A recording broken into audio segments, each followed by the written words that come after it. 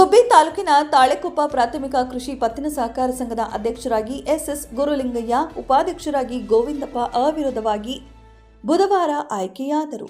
ಸಂಘದ ಕಚೇರಿಯಲ್ಲಿ ಆರಂಭವಾದ ಚುನಾವಣೆಯಲ್ಲಿ ಅಧ್ಯಕ್ಷ ಸ್ಥಾನಕ್ಕೆ ಗುರುಲಿಂಗಯ್ಯ, ಉಪಾಧ್ಯಕ್ಷ ಸ್ಥಾನಕ್ಕೆ ಗೋವಿಂದಪ್ಪ ಏಕೈಕ ಅಭ್ಯರ್ಥಿಯಾಗಿ ನಾಮಪತ್ರ ಸಲ್ಲಿಸಿದರು. ಚುನಾವಣೆ ಅಧಿಕಾರಿ ಲಿಖಾಯತ್ ಅಲಿ ಖಾನ್ ಅವಿರೋಧ ಘೋಷಣೆ ಮಾಡಿದರು.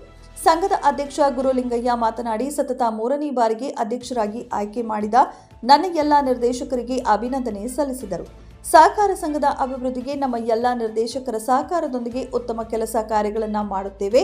ಸಹಕಾರಿ ಸಚಿವ ಕೆಎನ್ ರಾಜಣ್ಣ ಅವರ ಸಹಕಾರ ಪಡೆದು ಹೆಚ್ಚು ಅನುದಾನ ತಂದು ತಾಳೆಕೊಪ್ಪ ಪ್ರಾಥಮಿಕ ಕೃಷಿ ಪತ್ತಿನ ಸಹಕಾರ ಸಂಘದ ಅಭಿವೃದ್ಧಿಗೆ ಶ್ರಮಿಸಲಾಗುತ್ತೆ ಎಂದು ತಿಳಿಸಿದರು. ಸರ್ಕಾರದಿಂದ ಬರುವ ಸೌಲಭ್ಯಗಳನ್ನು ಪ್ರತಿಯೊಬ್ಬ ರೈತರಿಗೂ ಪ್ರಾಮಾಣಿಕವಾಗಿ ತಲುಪಿಸುತ್ತೇವೆ.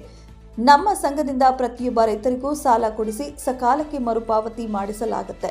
ರೈತರಿಗೆ ಶೂನ್ಯ ಬಡ್ಡಿ ದರದಲ್ಲಿ ಸಾಲ ಕೊಡುವ ಜವಾಬ್ದಾರಿಯನ್ನು ನಮ್ಮ ಸಹಕಾರಿ ಸಚಿವ ರಾಜಣ್ಣ ಅವರು ಶ್ರಮ ಹೆಚ್ಚಿದೆ. ರೈತರ ಮೇಲೆ ಕಾಳಜಿ ಇದ್ದು ಎಲ್ಲ ವರ್ಗದ ಜನರಿಗೆ ಸಂಘದಿಂದ ಸಾಲ ಕೊಡಿಸಿ ಆರ್ಥಿಕವಾಗಿ ಸ್ವಾವಲಂಬಿಗಳಾಗಿ ಬದುಕಲು ಸಹಕಾರಿಯಾಗಿದೆ. ರೈತರು ಸಂಘದಿಂದ ಅವರು ಸೌಲಭ್ಯವನ್ನು ಪಡೆದುಕೊಳ್ಳಿ ಎಂದು ತಿಳಿಸಿದರು. ಇದೇ ಸಂದರ್ಭದಲ್ಲಿ ಸಂಘದ ಮೇಲ್ವಿಚಾರಕ ನಿಜಾನಂದ ಮೂರ್ತಿ, ಸಂಘದ ಕಾರ್ಯದರ್ಶಿ ಗಿರೀಶ್, ಎಲ್ಲ ನಿರ್ದೇಶಕರು ಭಾಗವಹಿಸಿದ್ದರು. ವರದಿ ಮೋಹನ್ ಎಮ್ಎನ್ ಕೋಟೆ. ಕೃಷಿ ಪತ್ತಿನ ಸಹಕಾರ ನಿರ್ದೇಶಕರಿಗೆ ಹಾಗೂ ನಮ್ಮ ಸಿಡಿಒ ಅವರಿಗೆ ಹಾಗೂ ನಮ್ಮ ಚುನಾವಣಾ ಅಧಿಕಾರಿಗಳಿಗೆ ನಾವು ಹೃತ್ಪೂರ್ವಕ ಸ್ವಾಗತವನ್ನು ಹೇಳ್ತಾ, ಈ ದಿನ ಏನು ಅಧ್ಯಕ್ಷ ಚುನಾವಣೆ 22ನೇ ತಾರೀಕು ನಡೀಬೇಕಾಯಿತು, ಅದೇ ರೀತಿ ನಡೆದಿದ್ದು ಏನು ನಮ್ಮ ಸರ್ವ ನಿರ್ದೇಶಕರು ಯಾವುದೇ ಒಂದು ಭಿನ್ನಾಭಿಪ್ರಾಯ ಇಲ್ಲದೆ ನಮ್ಮನ್ನ ಅಧ್ಯಕ್ಷರ ಹುದ್ದೆಗೆ 3ನೇ ಬಾರಿಗೆ ಆಯ್ಕೆ ಮಾಡ್ತಾ ಇದ್ದಾರೆ. ನಾನು ಅವರಲ್ಲಿ ಹೃತ್ಪೂರ್ವಕ ವಂದನೆಗಳನ್ನು ಅವ್ರಿಗೆ ಹೇಳ್ತಾ ಇದ್ದೀನಿ.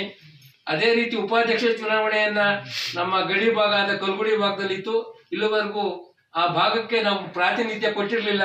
ಈ ದಿನ ಎಲ್ಲ ನನ್ನ ನಿರ್ದೇಶಕರುಗಳು ಆತ್ಮೀಯವಾಗಿ ಅವೈ ಬೇಡ ಅನ್ನೋ ರೀತಿಯಲ್ಲಿ ಬೇರೆಯವ್ರಿಗೆ ಬಿಟ್ಕೊಟ್ಟಿದ್ದಂತ ಹುದ್ದೆಯನ್ನ ಇವತ್ತು ಅವ್ರಿಗೆ ಆಗ್ಬೇಕು ಅಂತ ಹೇಳಿ ಎಲ್ಲರೂ ಪ್ರೀತಿಯಿಂದ ಧಾರಾಳದಿಂದ ನಮ್ಮ ಬಸವರಾಜರವರು ಅವ್ರಿಗೆ ಬಿಟ್ಕೊಟ್ಟಿದ್ರು. ಅಧ್ಯಕ್ಷರಾಗಿದ್ರು. ಅಧ್ಯಕ್ಷರಾಗಿ ಉಪಾಧ್ಯಕ್ಷ ಕೇಳಿದ್ರು ನನಗೂ ಯಾಕೋ ಒಂಥರ ಮುಜುಗರ ಆಯ್ತು. ಯಾಕೆ ಅಂದ್ರೆ ಮೇಲ್ವೇ ಕೂತು ತಿರ್ಗಾ ಕೆಳಗೆ ಹೋಗಿ ಕೇಳ್ತಾವ್ರಲ್ಲ ನಮ್ಮ ಇವರು.